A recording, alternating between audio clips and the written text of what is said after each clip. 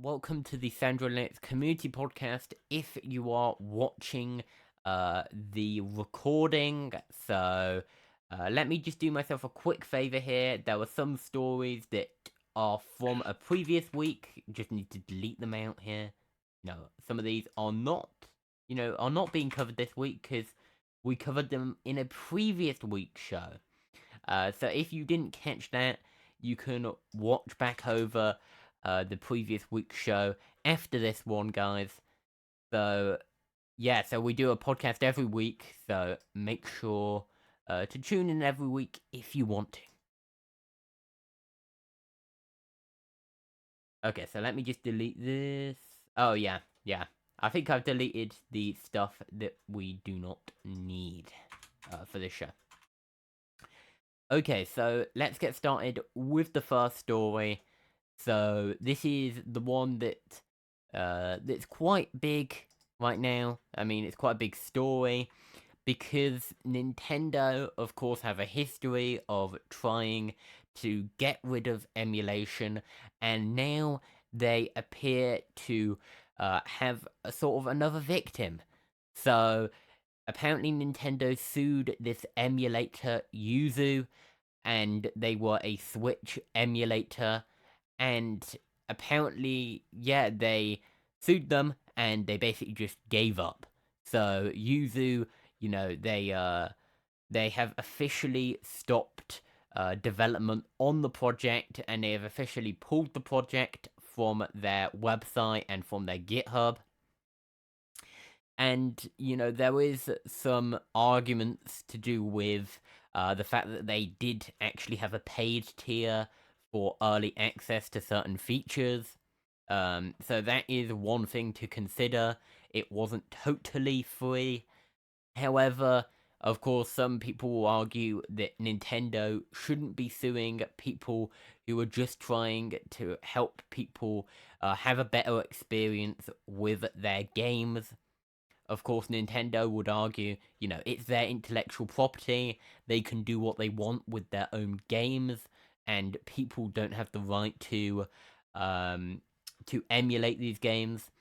However, of course, there are many people in the tech community who are a fan of emulation, and of course, if you have legally obtained ROMs, then you can, of course, do emulation. However, of course, I'm not going to advocate on this podcast for you using illegal ROMs because, that would be actually, not allowed. But, but of course, you can do what you want, but this is quite a big story for those in the gaming community. Do you guys have any thoughts on this? It's pretty bad for people who like Switch emulators. This was a pretty good one. Yeah, I think they did the right thing to sue them actually. Yeah, Mm-hmm. I mean, I personally don't really have much of an opinion on this one, because on one hand, I'm all for emulation, but on the other hand, I do acknowledge the fact that this is quite this is quite a new console to actually be making emulators for. It's not like an N64 or like a Sega Genesis or something like that, where they're much older consoles. You might not be able to get all the games for them anymore, and maybe it's fair that you would, get ROMs for those systems and, load them up using emulators. However, this is a very recent console. This is current generation, so I can see where Nintendo is coming from, given they do currently sell some of the games that they are actually allowing you to emulate with this emulator. So of course, if Nintendo or whatever games company no longer sell a certain game, then I think it's fair if somebody wants to emulate that game. However, of course, if somebody, if they're actually not selling the game anymore, and if they're actually still selling the game, I mean, excuse me, and yeah, if they're still selling the game, then you probably shouldn't be emulating it because there is a legit way you could be getting the game. However, of course, there's all sorts of moral arguments there, but from the legal side, yeah, I think Nintendo can, of course, sue these emulators, and yeah, they clearly won in this case. Hmm. Although there wasn't really much opposition here. I mean, they kind of just gave up very quickly. And yeah, they do want the destruction of all copies of Yuzu. Apparently, the developers have agreed to that. However, of course, you can download a copy.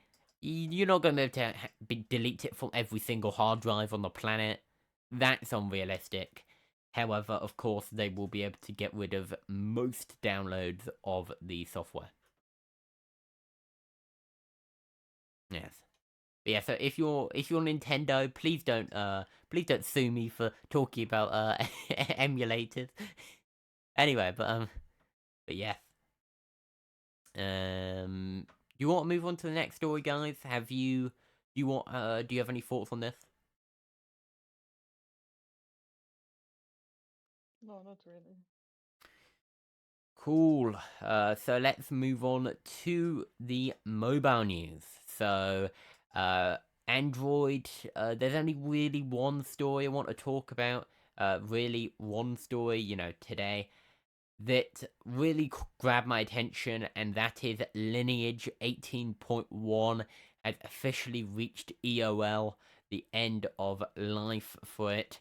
So this is a final security patch, with them discontinuing their Android 11 ROM. So this is because Google has actually discontinued security updates for Android 11 in general. So of course they cannot maintain the ROM without the security updates. However, this will be pretty bad for those of you who use Lineage who run a bit of an older phone, and if you don't have access to anything after 18.1, this is pretty bad news for you. Now, of course, you can always kind of explore other ROMs. However, Lineage is quite a big ROM, so if Lineage does not support your system, most ROMs won't support your system because a lot of ROMs are based on Lineage. So I would say if your phone is no longer supported by Lineage, it is not a good sign for ROM support. Now, of course, many of you guys may not really care about Android ROMs. You might not even know what they are. So, of course, Android ROMs are basically just custom software for your phone, so you can run like a different OS, sort of. But yeah, of course, there's a community around that. There's all of the kind of modding community, which in recent years has become less and less active, but is still present. And yeah, I really do enjoy stuff like that. So it's sad to see, of course, the end of life of this particular release of Lineage. However, of course, that is normal when it comes to the life cycle of Android versions. Do you guys have any thoughts? Do any of you run Lineage on this build? No. No. Yeah, I was gonna say, what is the EOS version that you're currently running, biggest? Is it Uh, yeah. Fairly old. Yeah, is it Android 11? No, I think it's 10. Oh. Okay, so it's already reached EOL quite a while ago then. Hmm. Okay. Yeah. The last update was over a year ago. Okay.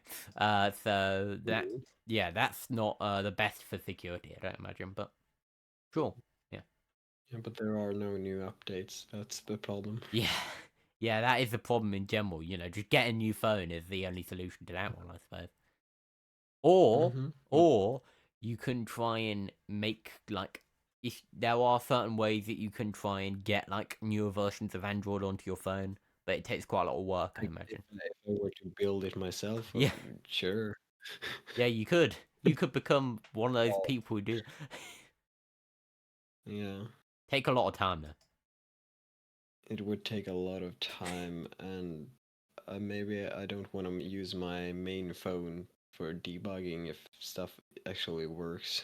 I mean, what could possibly go wrong with testing random software on your phone? I mean, if you accidentally brick your phone and you can't call anybody, and Mhm. yeah, what could go wrong there? Anyway, do you use a custom ROM hotshot, or I don't think you would, but yeah. Nah, I don't. Yeah, it's a bit of a niche thing, but a lot of people do enjoy doing stuff with their Android phones when it comes to ROMs. So it's always nice to cover stories when it comes to that. Anyway, moving on here to the next story, the iPhone section. So Epic Games has said that Apple will reinstate their developer account, clearing the path for Epic Games Store on iPhone. So this is exciting times for you Fortnite fans and for fans of other games made by Epic. So this is, of course, a bit of an assumption that they'll actually allow them to launch the Epic Games Store. But of course, with the latest DMA changes to the Digital Markets Act, which we seem to have been talking about for the last few months. So so how long do you think we've been talking about this, PS? I mean, I the think it's more than just a few months. has it been a year or something like that? That's sad. I mean, anyway, but this piece of legislation, I mean, like, we've been talking about it like almost every single week. But anyway, I guess it has wide-reaching implications, I suppose. Do you But think it's is this just only for EU or? yeah? Mm. It's unclear by this post. But if the European Commission is reinstating their developer account, I imagine this won't be for you non EU users. However, I could be wrong there. It could end up being a wider thing, but they are reinstating the Swedish subsidiary of Epic Games.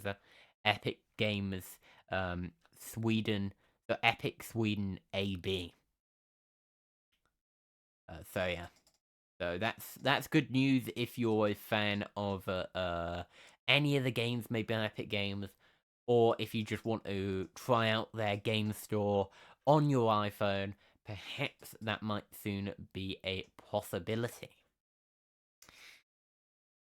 Do you have any thoughts, Hotshot, or anybody else? No, not really. Mm-hmm. So, moving on to another gaming story here. So, the previous one was sort of a gaming story, sort of an iPhone story. This is purely gaming. So, EMU Deck is now apparently going to have some more emulators. So, we were previously talking about how emulators are being shut down. So, it will not include Yuzu or Citra because they've been shut down. But yeah, if you're into emulating old games, so if you enjoy your PS2 games, if you enjoy, some of your older games, so that's what's advertised in, this little thumbnail here. So if you enjoy some of those older games, this could be a pretty cool use of a Steam Deck. So a lot of people enjoy these retro games. So if you can get the buttons on the Steam Deck mapped to the controls on different games, then of course this could be a very capable emulating device. So yeah, so apparently it will support Flycast, which is a really good Dreamcast emulator. I've personally used it before. It works really well. and there's also some other ones that are being supported here, including 2 different ones for arcade machines. So, that's very specific. And also one for the Atari Jaguar. So that's quite an old console there. Yeah, yeah.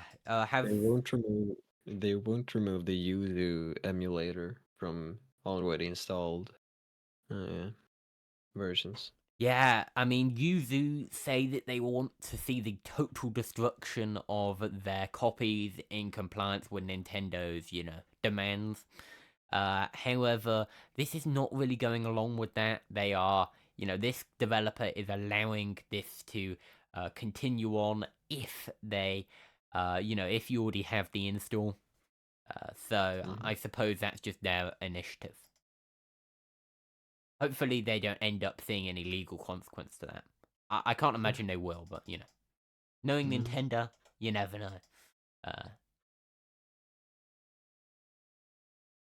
But yes, moving on to the desktop news here, and I will remind you guys that of course, if you want to, you can comment in the live chat on the YouTube video about any of these stories. Do feel free to comment, and I check those after every story. So yeah.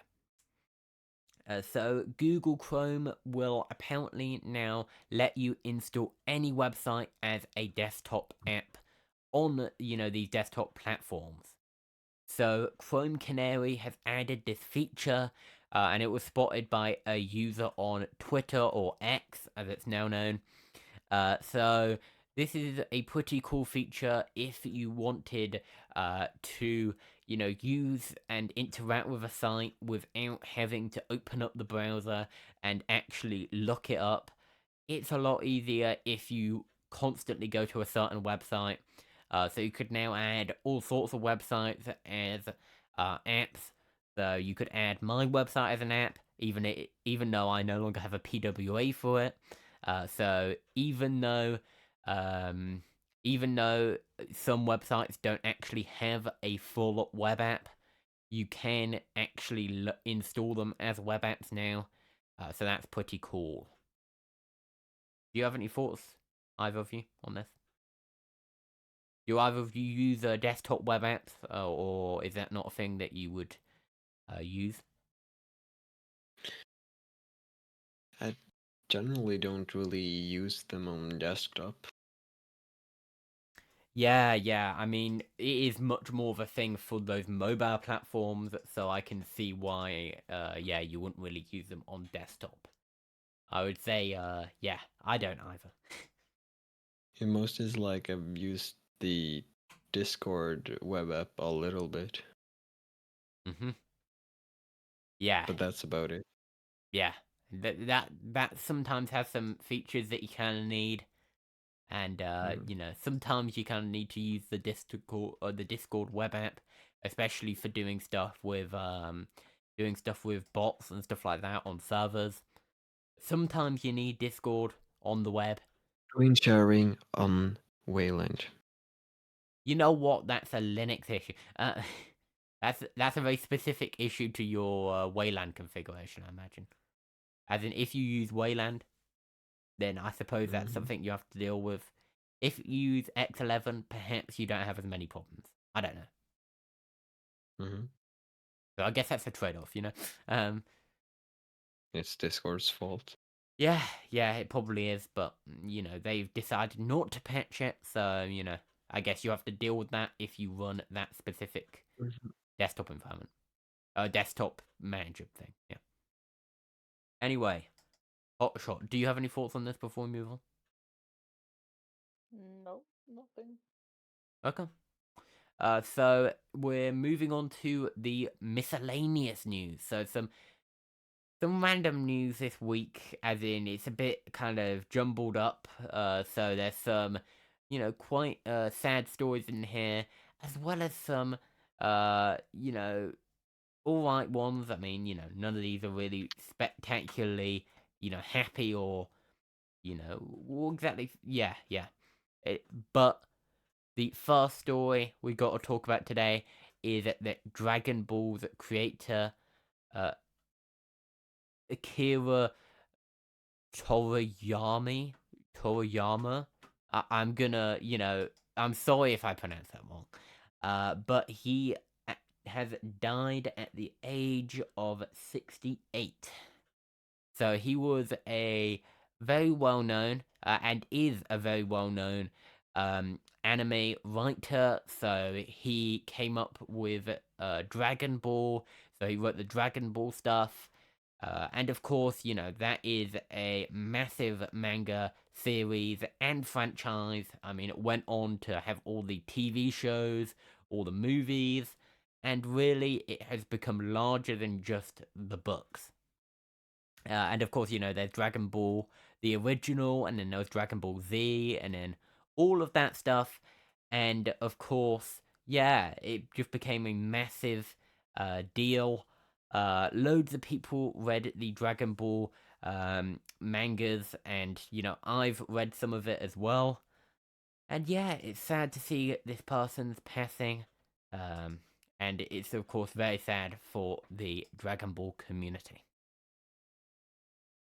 Do you guys have any thoughts? Have either of you read the Dragon Ball series of manga or watched any of the Dragon Ball stuff? Mm-hmm. Okay, so yeah. So moving on to the next story. So despite it distancing itself from politics, Threads can't move away from it. So apparently, with the place that Twitter is, with the place that most of these platforms are like, it is very hard to move away from the kind of political space that people love to use their platform to kind of get out their political messaging. Of course, campaigns love using social media, and people really want to get out their message to the world. However, of course, politics is not everybody's cup of tea, and really, I can see why Threads wanted to distance themselves from politics. It does not really attract the youth. uh it's not really going to get them that many younger people signing up to their service. Of course, it will get some of the kind of traditional users of Twitter. However, that is not always the base that Threads would want, because of course, the Instagram kind of user base is a lot more kind of younger compared to Twitter, and of course they do want to distance themselves from potential controversy. That's another take, I suppose.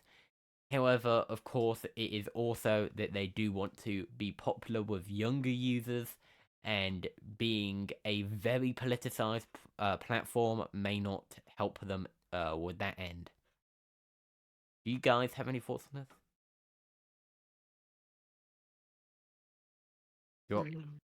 Do either of you use Threads right now? I mean, it seems like an interesting platform, at least.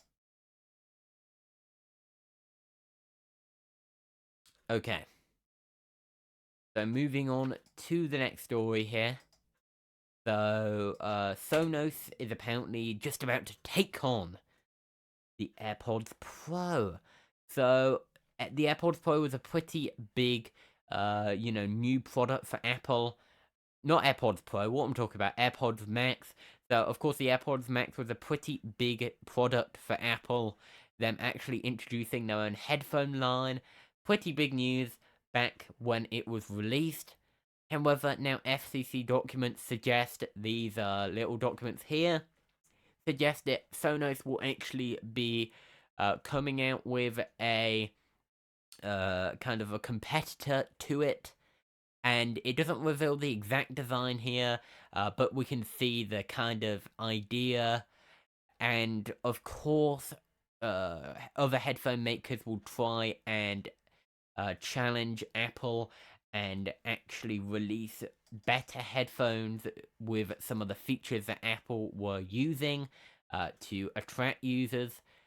However, of course, not everybody wants a pair of Sonos headphones, and Apple has that brand recognition. So I'm not sure if it will be able to get the same success as Apple if they target the same price point.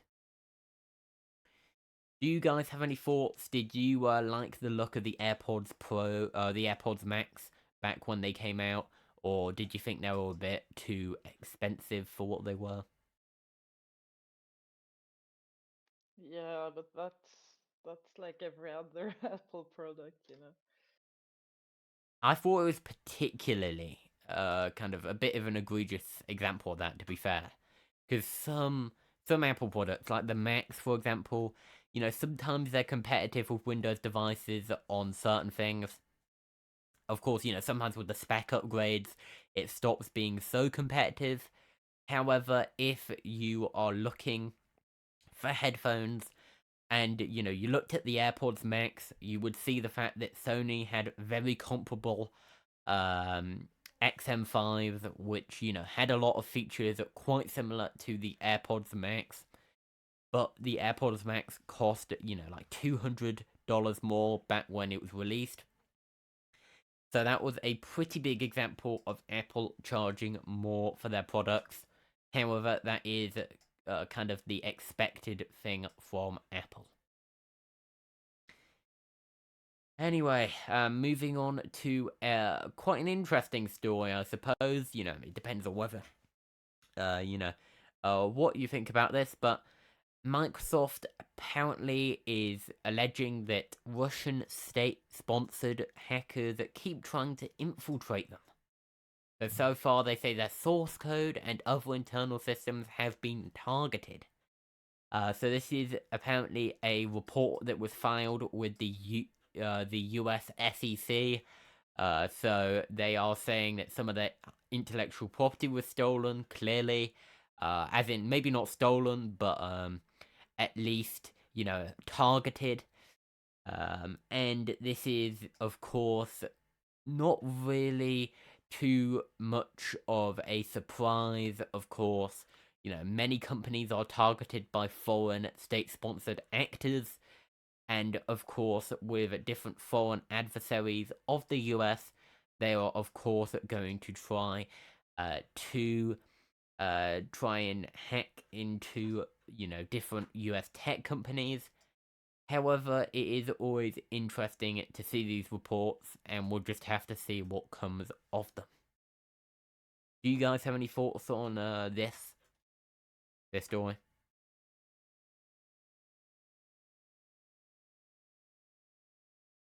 Okay, no.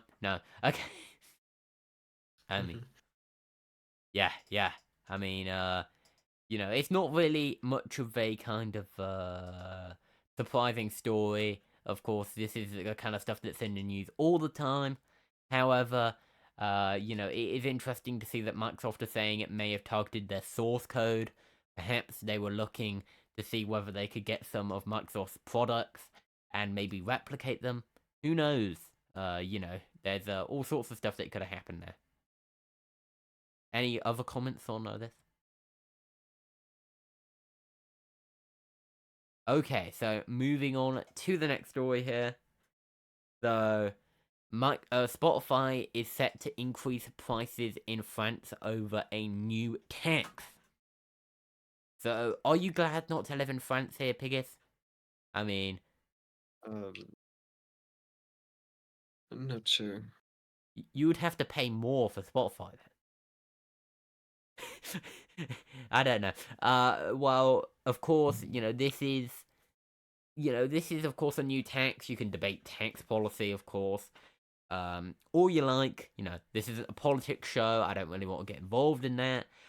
But, of course, Spotify are increasing prices over this new tax, saying it is affecting their kind of margins, I suppose. This will hurt their margins. So they do want to, of course, rake in some more money here by increasing the prices, getting a little bit more off these French users. And apparently they say this could raise up to 15 million euros this year.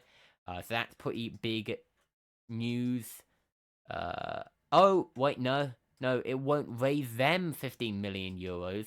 It will actually raise, these taxes will raise 15 million euros for the music industry. So I suppose this is nice for artists, Yeah, so of course, that's the tax policy side of things. I don't really want to get too, caught up in that. I'm not, into French politics, but yeah, so Spotify say apparently the tax is misguided. Of course, the French government would say otherwise. And of course, artists, might like the money, but of course, Spotify are trying to make more money here. I mean, they do not want to have their margins cut here. So, you can see why they're increasing their prices. However, some people would argue, why don't you just pay your fair share to artists? Of course, Spotify would argue they don't get that much money. As in, they're not very profitable, I mean, compared to some companies. Do you guys have any thoughts?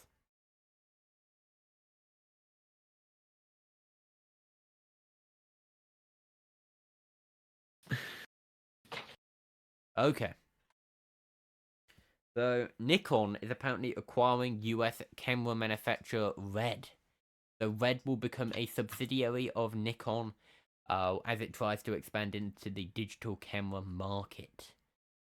So, this is pretty big news.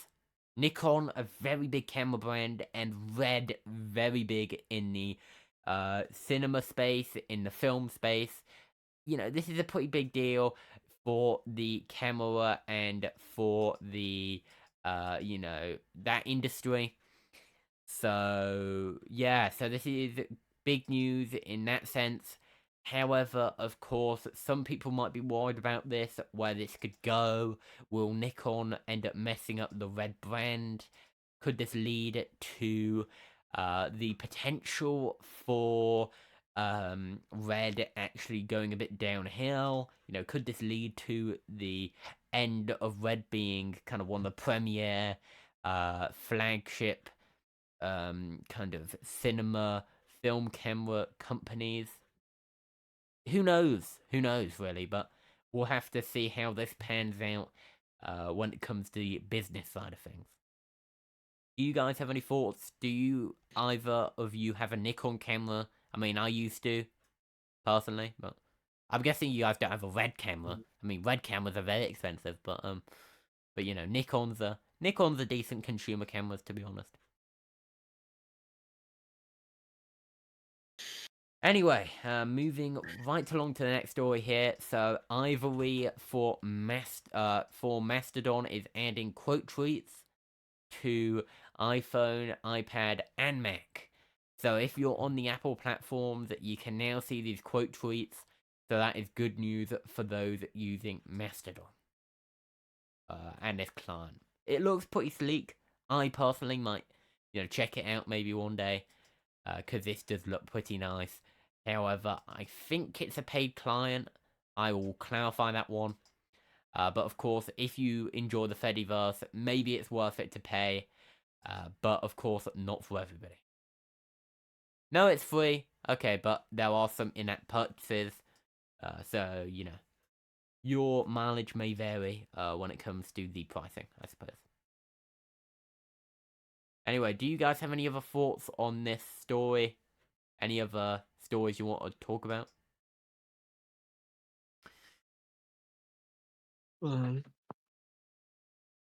Any news from the Foundation side of things, Pigus? Nah. Nah, is there nothing really happening over with the Foundation? Has there been any meetings recently or anything? Yeah, no. Okay. So I suppose we don't really know what's gonna happen with the future of the Foundation, whether what's the kind of timeline looking like for the reincorporation of the Foundation? Is that a thing that's Uh, close on the horizon, or a bit further away? I don't really know. Like, we don't really have like a time plan for it. Okay. See, Yeah.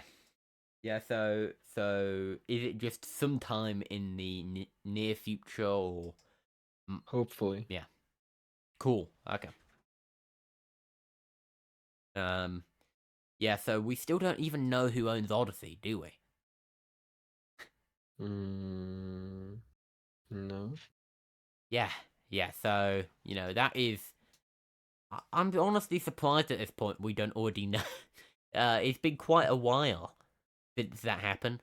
So yeah. We could hope for more transparency from Odyssey when it comes to their ownership. However, they have not been so forthcoming. I mean, there were one person on the library Discord from the Odyssey team that talked about something soon is going to happen. A big announcement. But I don't know when. Okay, so sometime in the future there'll be a big announcement. We'll just have to wait and see for that one, I suppose. Also, hello, Sylvana's husband. I forgot to say hello earlier on. Hello, from the live chat. So one story I nearly forgot to cover, because I, didn't have it in my notes, and I will cover both of them. Don't worry. So one interesting story here. So apparently, there are claims from Ming Chi Kuo, quite a renowned Apple leaker, quite a reliable source in general. So one of the most reliable analysts on Apple, is saying they are working on foldable MacBooks with 2 screens. Wow, this could be an interesting product. So apparently, we have seen stuff like this before with the Lenovo Yoga Book and the Zen Book Fold. However, of course, Apple doing something like this would be very big news because they haven't come out with many foldable devices. So if they come out with something with touch, then that could be very big and very big for the laptop space in general. Do you guys have any thoughts? I mean, if Apple, I mean, it looks yes, sir. pretty cool, but I don't know how useful it would be. Yeah, I mean, if Apple do it, it's probably Or bound bound to have some users. I mean, come on. no. Yeah. I mean, for artistic uses, like I mean, sure. imagine that with an Apple Pencil. I mean, you could Mm. be doing some drawing. You could be getting, watching a YouTube video on the side. You could, there's some use cases, I suppose, for such a thing. However, Did you know you could connect a second monitor? but guess what? It's Apple. It's not, connect a second monitor. I mean, what's a computer? I mean, how are we? No, but Apple, of course, they're not really a big fan of stuff that's seen as clunky. Historically, of course, Steve Jobs was a bit of a perfectionist, I suppose. Trying to, create a certain experience for users. And of course, using an external display is not everybody's forte. And yeah, I suppose, it's not everybody's cup of tea. So yeah. Do you have any other thoughts? I mean, No. I'm kind of just bracing myself for the kind of impact of the price tag. Gonna be like, Mhm. and for $50,000. No, I think it'll be like I think it'll be like probably like $2,000 or something. Who knows? But But it will probably be more expensive, but it will of course be worth it for some people, and people will be willing to give it a try, give it a whirl, and I think we might see a success with Apple doing this. I wonder how ergonomic it would be to have a device like this. Yeah, I imagine the ergonomics probably aren't the greatest. However, not. I would say Apple's users. I mean, a lot of them kind of just like Apple products, and they like the kind of elegance of it, and they like the brand. So maybe ergonomics won't factor too much into things. However, of course, not being able to, carry this around that easily and stuff. I mean, the ergonomics of, having to type on, I suppose, a touchscreen, that might not be great for a laptop. And of course, if you're carrying it around, there's basically two screens, double the risk that you could crack a screen. Apple Care, but yeah, so we, so we'll have to see how They this goes. care. Yeah. Yes, Mhm. Apple Care, if you pay. But yeah, I suppose you'll be able to get Apple Care Plus for this. Hopefully, I forget which story it was. What was it again? It said Apple wouldn't actually cover Apple Pay for it. As in, not Apple Pay, they wouldn't cover Apple Care for it. I mean, Wasn't that the headset? yeah, I think it was the Pro. Yeah, I think it was the headset. The Vision Pro. So hopefully they don't do this. Hopefully they don't do this for the this laptop, because if they do, that'll suck if you break a screen and then suddenly you have to pay out of pocket for that. That will be pretty annoying. However, I can't see them doing that. Of course, with their main product lines, that they would usually give Apple Care Plus. However, we're not exactly sure whether they will with this product. I need to make a phone call. I might be back later. Okay. Thanks for talking with us, Hotshot, today. Yeah, thank you. Yeah, thanks. And of course, thank you everybody listening, for listening today. We have one more story to cover before we end here, and that is that Instagram, and all the big meta platforms were down for 2 hours recently. So there was a bit of an outage, a bit of a whoops from Meta here, I suppose. Meta's big social media platforms were down for a while. So Facebook, Instagram, and Threads were down. And yeah, this is pretty bad for users of those platforms. However, I didn't notice. Many other people probably didn't notice who don't use those platforms. However, of course, if you're an Instagram user or a WhatsApp user, then you probably will notice. However, apparently WhatsApp wasn't affected here. Correction. It was Messenger affected, not WhatsApp. And I don't know how Threads. Oh yeah, Threads was affected. Yeah, I understand that. But yeah, so of course, if you use those platforms, then you will have been affected by this. However, I did not notice this, as I am not a user of any of these specific platforms. You have any thoughts, Piggers? There was this other story about this, because a lot of people went onto other platforms during this period, and that post talked about how people were thinking the world would end. Well, the world didn't end, I suppose. Yeah, so, of course, there's all that kind of stuff that can happen. People kind of freak out when they can't access their social media or the internet. But, of course, there have been bigger outages before. Cloudflare went out once. That was pretty big. So they've had some outages. Google has outages sometimes. And, those are always big. because people rely on Google for all sorts of stuff. And of course, if Mm-hmm. AWS have an outage, that affects almost, what is it? What's the statistic again? Isn't it something like what percentage of the internet uses AWS? I swear it's like a really high percentage. Sure. Yeah, I Yeah, think yeah. it's high. Yeah, so of course, if AWS goes out, all the connected platforms kind of go out.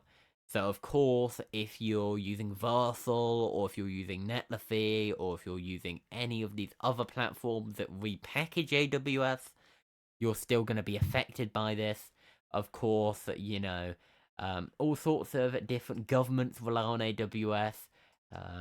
And yeah, of course, it would be pretty bad if AWS goes out.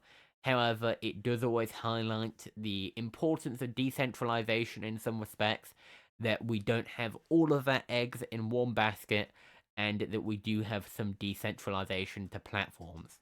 Because right now, I think it's slightly ridiculous that, we, not platforms like the web, I suppose.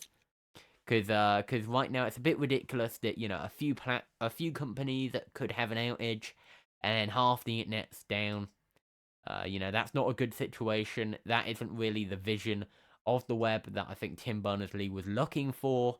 He was looking for a place for information, not a place where a few companies own the entire internet. And I suppose we'll have to see where that goes. But once again, guys, thank you for watching. Like, subscribe, and share. Check out sandrolinux.com for the latest from me. And of course, you can also go to sandrolinux.com/discord to join the Discord server. So we discuss stuff every week on this podcast. So please join if you want to. And once again, guys, thank you and goodbye. Bye. Goodbye, guys.